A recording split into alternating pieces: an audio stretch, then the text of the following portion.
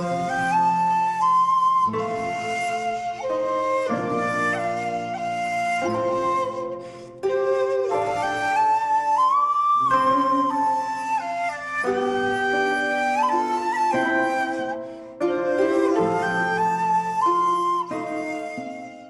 there, this is Solitary Ronin from Solitary Ronin Films, and welcome to another random review.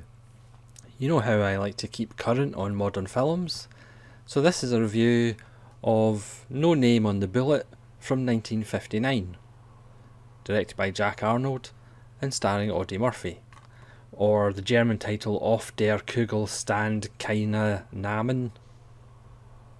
This is obviously a German Blu-ray with a lovely black case. And the print is beautiful, shot in glorious Technicolor in 1959. Jack Arnold is probably more famous for his science fiction films. He made It Came from Outer Space, The Incredible Shrinking Man, Creature from the Black Lagoon, and Part 2 of the Creature series. He also did Tarantula, but he also did a few westerns, including Man in the Shadow, with Orson Welles as the villain, which is in my backlog and I've still to watch it, and bizarrely also did The Mouse That Roared with Peter Sellers. So he had a mixed bag of a career, but a lot of really good, interesting little films, and this is no exception. It stars Audie Murphy, who at 5'5" would tower over Al Pacino and Sylvester Stallone. Audie Murphy was one of the most decorated American soldiers in World War II. He had 33 awards for valour, including the Medal of Honour. He apparently has 240 kills to his name during that campaign. The kind of German hero in Inglourious Basterds by Tarantino, who is in the tower and kills multiple Allied soldiers. That is loosely kind of based on Audie Murphy. There's also a scene in David Ayer's Fury where somebody jumps in an enemy tank and then uses the machine gun on the enemy to protect the rest of his outfit, and Audie Murphy did that during the Second World War as well. He did have PTSD, even though probably back in those days it wasn't really reported as that. Don Siegel tells an anecdote on one of the films that he worked on with Audie Murphy, that Audie Murphy would carry a gun round on set and people would be scared of him. He sadly died in a plane crash in 1971 at the age of 47. He made 44 films, quite a lot of westerns, and he also starred in To Hell and Back, which is loosely based on his own experiences in World War II. But in this film he plays a villain, he plays a hired killer, and it's a really interesting turn, and that's kind of one of the reasons why you should check this film out if you already haven't seen it. The basic story is, again, it's 77 minutes. You've got to love those westerns in the 50s and 60s that just got to the point. There's not like an ounce of fat on this film. It's 77 minutes long. It needs to be 77 minutes long. It doesn't have to be 102. The basic premise is he's a hired killer who turns up in town, and as soon as he gives his name to the hotelier as John Gant, it's almost that moment where people stop playing the piano, people stop playing cards, and going, was that Gant? Because he has a reputation of killing people in small towns, but he always lets them draw first, so he's never done for murder, and that's why he's managed to live so long. Again, Audie Murphy, like I said, is only 5'5", but he does have that 1,000-yard stare, which he probably gained in the army. because let's be honest, if you kill 240 people, it probably has an effect on you. So it's really entertainingly done because you have different people in the town who automatically assume that Audie Murphy's actually after them. So there's a couple of guys who are involved in a shady deal with the mine, and they assume that he's after them. There's a guy who stole another man's wife, so they think that Audie Murphy's after them.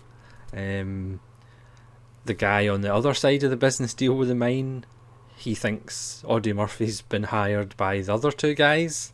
So it's really well done because you don't really know up until the last 10-15 minutes of the film who Audie Murphy's actually after. The film stars or co-stars so many familiar faces, but I couldn't think of their names. So Charles Drake, you'll recognise. You'll recognise Willis Boucher, Whit Bissell. Whit Bissell, I could not tell you that was his name, but you'll just recognise his face. He's been in 1,000 things. There's just so many guys that you'll go, oh, that's that guy from that thing. Oh, he was in that film with that guy. So they all give good support because that's what they're there. E.J. Armstrong, not E.J. Marshall. It's not 12 Angry Men. It's just got a great supporting cast. It's so well done. The fact that you don't know who he's actually after. The Doctor, played by Charles Drake, who's quite good at throwing hammers. He kind of becomes the person who wants to find out, or tries to find out for the sake of the town, who Audie Murphy's actually after. So he kind of talks to him and chats to him. Audie Murphy calls him physician, which is really quite interesting. Because in most westerns it's doc or doctor, but I've never seen a western where the word physician is used. It's almost some kind of, it's not an insult, but it's almost like a wee little bit of a needle, because he's constantly just like physician.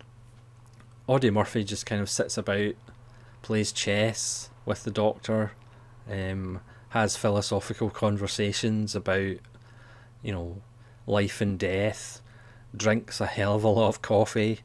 It's a really interesting performance by a guy who's obviously an ex-war hero and has played lots of heroes in his films.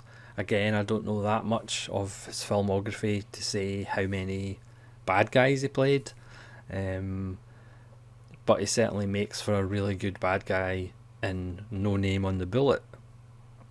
It also has not a completely ambiguous ending, but not a particularly cut and dried ending. It was 1959, so it's a later western, so perhaps didn't need the kind of nice, easy, cut and dried ending that a lot of the earlier westerns had. It's just a really interesting film. Again, the Blu-ray, you just get a trailer, but the print is absolutely beautiful. Again, it's in ravishing Technicolor.